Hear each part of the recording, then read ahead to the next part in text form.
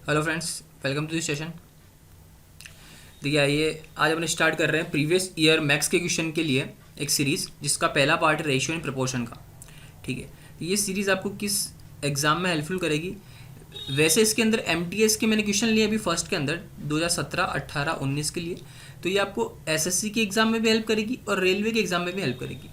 कैसे railway exam में help करेगी? क्योंकि एनटीपीसी का लेवल और एमटीएस का लेवल लगभग सेम ही आता है। जो क्वेश्चन का लेवल होता है वो लगभग सेम ही होता है।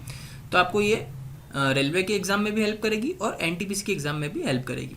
इसलिए अपन प्रीवियस ईयर में थोड़ी कमांड बनाते हैं और कॉन्सेप्ट को समझेंगे, बिल्कुल बेसिक से भी समझेंगे और कुछ ट्रिक्स भी देखेंगे जिससे अपन इसको जल्दी सॉल्व कर सकते हैं। आइए शुरुआत करते हैं और पहला क्वेश्चन लेते हैं। देखिए, पहला क्वेश्चन कह रहा है 120 is divided into two parts in such a way that the 7 part of the first and the 5th part of the second are in ratio 5:17। देखिए क्या कह रहा है, इसको हिंदी में मैं आपको बोल के समझा देता हूँ। इंग्लिश में लिखा हुआ है, बोल के मैं हिंदी में बताता हूँ।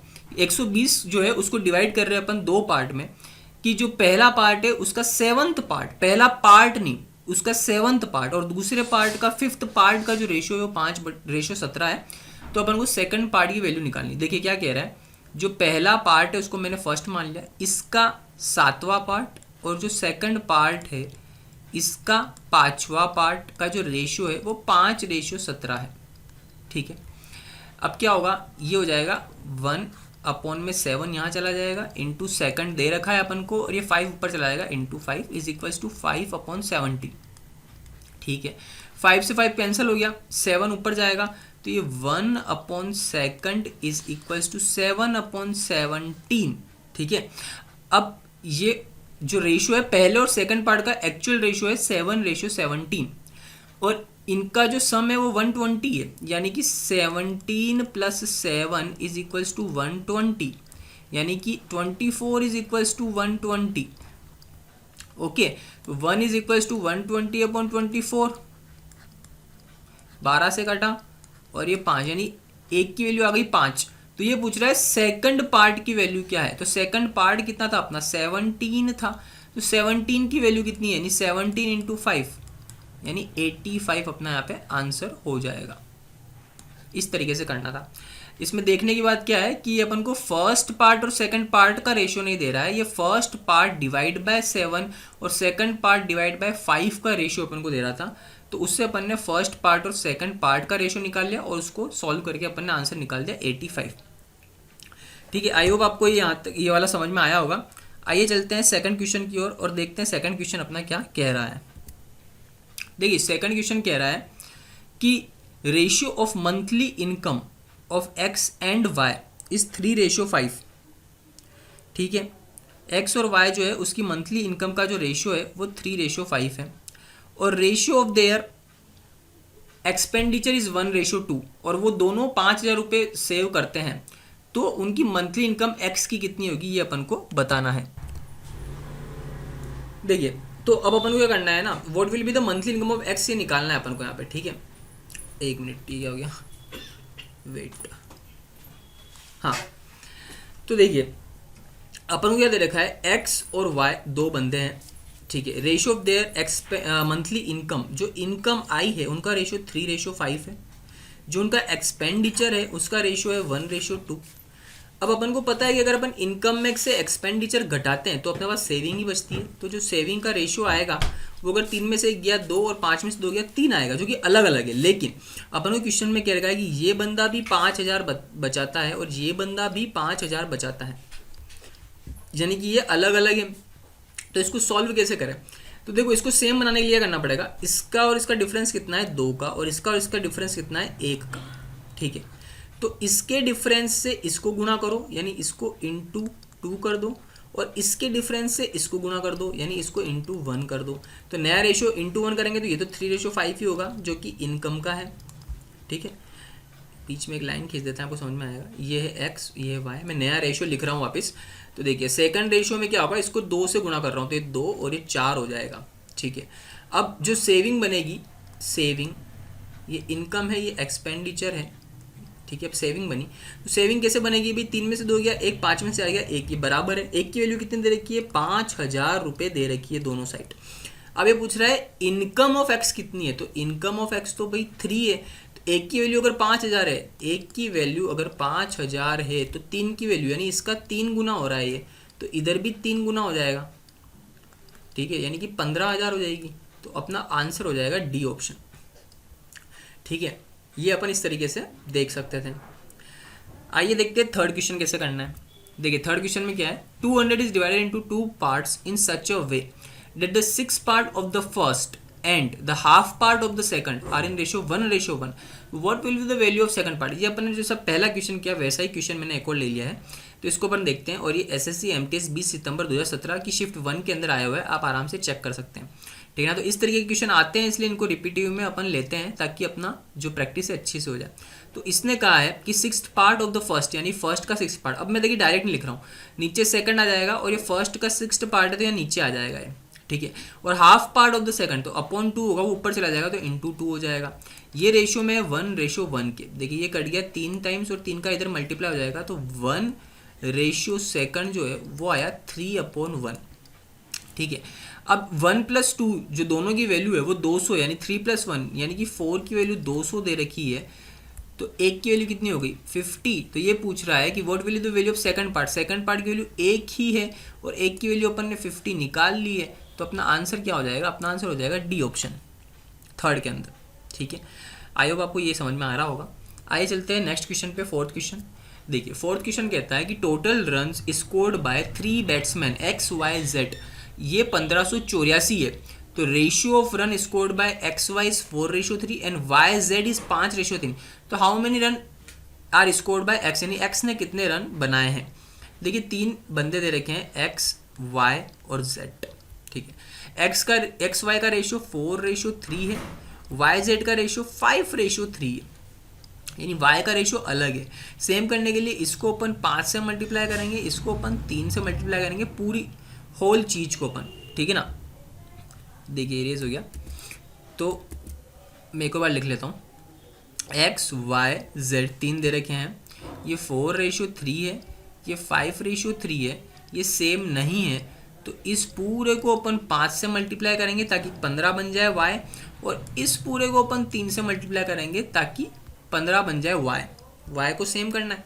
तो भाई 5 से मल्टीप्लाई करेंगे तो x की वैल्यू आ जाएगी 20, ये y की 15 और ये 9। अब क्या पूछ रहा है, how many runs are scored by x के कितने रन होंगे। देखिए आप देख के भी इसको आंसर लगा सकते थे, जो कि आंसर होने वाला है, क्या होने वाला है 720। कैसे आएगा मैं बताऊंगा, बाकी अपन देखते हैं। 20 + 15 + 9 जो है, अगर इनको जोड़ेंगे तो ये इक्वल्स आएगा, यानी 20 + 15 + 9 जोड़ता हूँ तो 1584 के इक्वल आएगा, जो अपन को क्वेश्चन में दे रखा है, ठीक है। तो 20 + 15 35 में 9 और जोड़ेंगे तो कितना हो जाएगा 44 जो है वो इक्वल है 1584 के। 11 से काटते हैं, 11 चौक 44, 11 एकम 11, 4 बचा, 11 चौक 44, 4 बचा, 11 चौक 44, फिर 4 से काटते हैं, 4 3 12, 2 बचा, 4 छंग 24, 36, यानी एक की वैल्यू 36 आ गई। तो ये पूछ रहा है एक्स ने कितने किए, भाई एक्स ने तो 20 किए हैं, तो एक की वैल्यू अगर 36 है तो 20 की वैल्यू कितनी हो जाएगी 720, ठीक है। अब मैं कह रहा था आप इसको डायरेक्ट कैसे कर सकते हैं, तो देखिए डायरेक्ट इस तरीके से कर सकते हैं कि जो x है ना वो 20 है, पहले 4 था फिर मैंने 5 का मल्टीप्लाई किया, तो इस 20 के अंदर क्या है ना 4 और 5 छुपे हुए हैं, 20 इससे बनता है। तो ऐसा ऑप्शन जो 4 या 5 से कट जाए वही अपना आंसर होगा। देखिए ये जो है ये 5 से नहीं कटता है, सी ऑप्शन, बी ऑप्शन भी 5 से नहीं कटता है और ए ऑप्शन भी 5 से नहीं कटता है। 5 से कटने वाला सिर्फ डी ऑप्शन ही है। तो मैं सिर्फ ऑप्शन को देखकर ही इसका आंसर टिक कर सकता था कि ये 5 से कट रहा है 720, यानी इसका आंसर 720 ही होगा।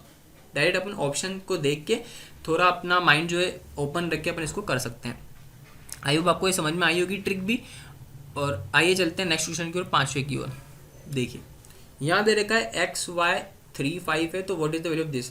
ऐसे क्वेश्चन में क्या है ना, जहाँ x रेशियो y आपको दे रखा हो डायरेक्ट, तो डायरेक्ट वैल्यू पुट कर दो, यानी x की वैल्यू 3 रख दो, y की वैल्यू 5 रख दो। देखिए 2x + 5y, 2 × 3 6 + 5y, 5 × 5 25 + 6 31 ratio. 2 × y पहले, देखिए x पहले नहीं है y पहले, यानी 2 × y हो गया 10 -3 × x, 3 3 9, 10 में से 9 गया 1, तो 31:1 इसका आंसर हो जाएगा, जो कि option number A is the correct answer of 5th question. Okay, आइए चलते हैं नेक्स्ट क्वेश्चन की ओर। 6th देखिए, यहाँ क्या दे रखा है, यहाँ दे रखा है कि वेट, ये क्या हो गया, हैंग हो गया क्या?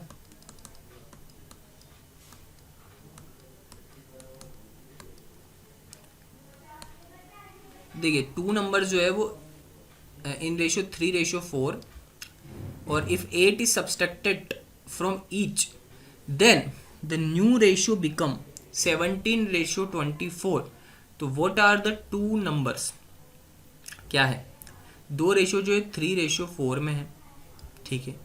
अगर इनमें से 8 सब्सट्रैक्ट कर दूँ, इसमें से भी -8 कर दूँ और इसमें से भी -8 कर दूँ, तो नया रेशियो बन जाता है 17:24। ये न्यू रेशियो है, ये ओल्ड रेशियो है, ठीक है। तो ये बोल रहा है दोनों नंबर थे क्या। देखिए, अगर मैं बात करता हूँ कि भाई मैंने एक 5 लिया और एक 6 लिया, दोनों में से एक एक माइनस कर दिया, -1 तो ये हो जाएगा 4, ये हो जाएगा 5। तो इनके बीच का जो डिफरेंस था ना, यानी 5 और 6 में 1 का डिफरेंस है, इधर 4 और 5 में 1 का डिफरेंस है, ये हमेशा सेम रहेगा जब सेम वैल्यू अपन माइनस करेंगे, ठीक है ना। दोनों में से सेम वैल्यू माइनस करी तो उन दोनों नंबर्स के बीच का डिफरेंस हमेशा सेम रहता है। तो यहाँ पर 3 और 4 के बीच में 1 का डिफरेंस है, और यहाँ पर 17 और 24 के बीच में 7 का डिफरेंस है, यानी डिफरेंस सेम नहीं है। जबकि अपन ने माइनस सेम चीज़ करी है, -8, तो क्या करना पड़ेगा, वही इस डिफरेंस को ऊपर मल्टीप्लाई कर दो और इस डिफरेंस को नीचे मल्टीप्लाई कर दो। तो जब मैं 7 को ऊपर मल्टीप्लाई करूँगा तो ये हो जाएगा 21 और 28, और नीचे वाला 1 का मल्टीप्लाई करूँगा 17 और 24। अब देखिए ये -4 है और ये भी -4 है, बराबर हो गया। और इस 4 की वैल्यू अपन को क्वेश्चन में दे रखी है, 8 सब्सट्रैक्ट कर रहे थे अपन एक्चुअल में, रेशियो में 4, एक्चुअल में 8, तो 1 बराबर हो जाएगा 8/4 यानी कि 2, ठीक है। तो ये पूछ रहा है कि व्हाट आर द 2 नंबर्स, यानी रेशियो वाली वैल्यू डबल करनी पड़ेगी अपन को। तो 21 को डबल करो 42 और इसको डबल करो 56, तो ये 2 नंबर्स हैं, ठीक है। यानी कि अपना ऑप्शन ए जो है वो राइट आंसर है 6 के अंदर, ये अपना राइट आंसर था,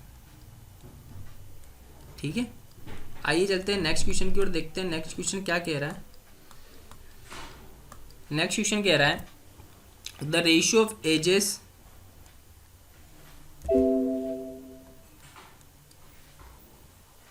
of A and B 25 years ago was 3:8. The ratio of their present ages is 8:13. What will be the present age of B? 2 बंदे हैं, एक A है एक B है। 25 ईयर अगो यानी -25 मैं करूँगा प्रेजेंट एज में से। अगर एक प्रेजेंट एज है उसमें से -25 ईयर करता हूँ तो उनकी एज का रेशियो 3:8 रहता है, एंड प्रेजेंट एज जो है वो 8:13 रहती है। तो उनकी प्रेजेंट एज कितनी है ऐसा पूछ रहा है। किसकी? बी की। बी की प्रेजेंट एज कितनी है ऐसा पूछ रहा है। देखिए बी की प्रेजेंट एज निकालने के लिए मैं 2 काम कर सकता हूँ कि जो बी की जो प्रेजेंट एज होगी ना वो 13 से डिवाइड होने वाली है, 13 आना चाहिए। तो 13×5 ए की बनता है सी ऑप्शन, तो मेरा आंसर तो सी ऑप्शन ही होना है, ठीक है। इसको ऐसे देख के अपन कर सकते हैं कि भाई 13 आ रहा है बी के अंदर, यानी कि 13 से ऐसी संख्या डिवाइड होने वाली होगी, ठीक है। अब अपन बात करते हैं वापिस कि भाई यहाँ पर अगर अपन देखते हैं कि अगर एक्चुअल में सोल्व कैसे करें बेसिक से, तो देखिए यहाँ पर डिफरेंस कितना है, क्योंकि दोनों में 25 ईयर प्लस करूँगा मैं, या नीचे अगर आना है ना मेरे को, अगर नीचे आना है 3 से तो मैं 25 ईयर प्लस करता हूँ। तो नीचे आने के लिए इनमें डिफरेंस है 5 का, और इनमें कितना डिफरेंस है? 5 का ही डिफरेंस है। डिफरेंस सेम है, डिफरेंस सेम है। तो इधर देखिए ये कितना बड़ा, ये 5 बड़ा, और ये कितना बड़ा, ये जो है ये भी 5 बड़ा। और 5 की वैल्यू कितनी दे रखी है? 25। 1 की वैल्यू कितनी दे रखी है? 5। तो प्रेजेंट एज ऑफ बी पूछ रहा है, प्रेजेंट एज जो अभी 13 है, तो 13 की वैल्यू कितनी हो जाएगी? 65 ये अपना आंसर है। बट अपन ऐसे देख के भी कर सकते हैं डायरेक्ट कि भाई 13 जो है ना वो बी के अंदर है, 13 रेशियो में 13 है, मतलब वो एक्चुअल वैल्यू में भी 13 तो हो गई, कट कुटा के बचा हुआ 13 ही है, यानी 13 तो रहेगा ही। तो भाई ऐसी वैल्यू अपन ने देखी तो सिर्फ सी ही अपन को ऐसा मिला जिसमें 13 था, तो अपन ने इसको सी डायरेक्ट मार्क कर दिया। आइए देखते हैं नेक्स्ट क्वेश्चन कहता है 8th, ये कह रहा है 2/3 of P and 6/7 of Q ऐसा दे रखा है, तो पी रेशियो क्यू की वैल्यू कितनी? 2/3 पी यानी कि ये 6/7 क्यू, तो क्यू को मैं इधर ले लेता हूँ, तो ये हो जाएगा p/q, ये कट रहे हैं 2 तिया 6, 3 का इधर मल्टीप्लाई हो जाएगा 3 3 9/7, 9:7 इज द आंसर। अपना आंसर 8 का है ए। ठीक है, आई होप ये तो सिंपल था, आपको समझ में आया होगा। अगले क्वेश्चन पे चलते हैं अपन। Ratio of 2 positive numbers is 9:11, their product is 6336, तो स्मॉलेस्ट नंबर कितना है?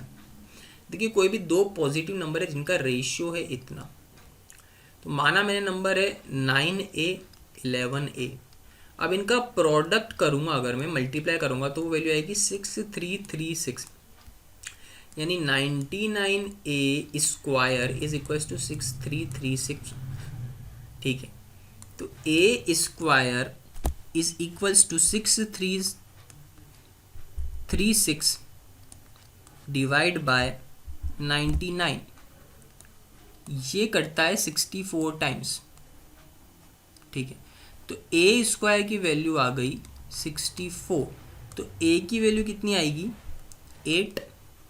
ठीक है, अब पूछ रहा है स्मॉलेस्ट नंबर क्या है? स्मॉलेस्ट नंबर तो 9a है, a की वैल्यू 8 है, 9 इंटू 8 8 9 72 अपना आंसर हो गया, तो 90 में b अपना आंसर हो गया। ठीक है, इस तरीके से होता है।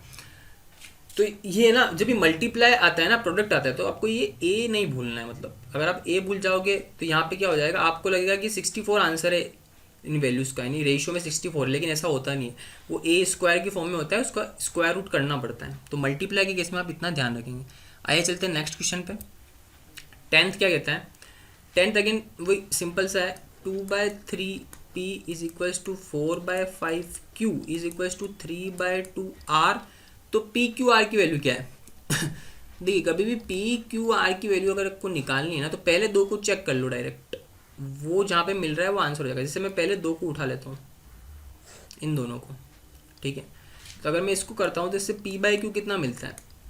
ये कट जाएगा, 2 दूनी 4, ये हो जाएगा 6:5। तो किस ऑप्शन में 6:5 है? क्या इसमें है? इसमें नहीं है। इसमें है? इसमें भी 6:5 नहीं है। इसमें है? तो देखिए इसमें भी 6:5 नहीं है, पर इसमें है 3 छंग 18, 3 पंजे 15, तो ये अपना आंसर हो जाएगा। इस तरीके से चेक कर सकते हैं। ठीक है, और आगे सोल्व करना है तो आगे भी इस तरीके से Q/R कर देंगे अपन। Q/R कितना आ जाएगा? ये आ जाएगा 5 तेरी 15 बट्टे 4 दूनी 8, तो P Q और R कितना आ रहा है? इधर 6 5 आ रहा है, इधर 15 8 आ रहा है, तो इसको 3 गुना करना पड़ेगा सेम करने के लिए, तो हो जाएगा 21 15 8।